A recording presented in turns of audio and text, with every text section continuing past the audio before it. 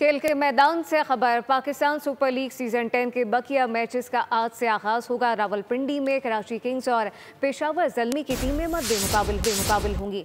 Match Rawalpindi cricket stadium में शाम 7:30 बजे खेला जाएगा।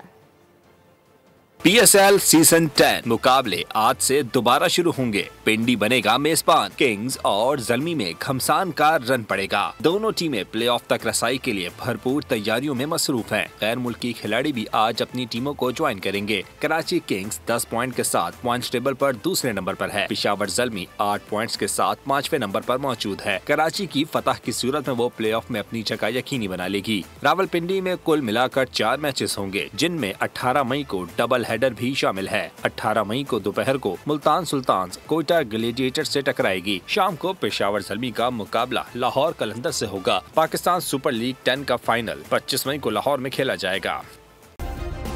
सब्सक्राइब करें और बेल दबाएं ताकि कोई खबर रह न जाए।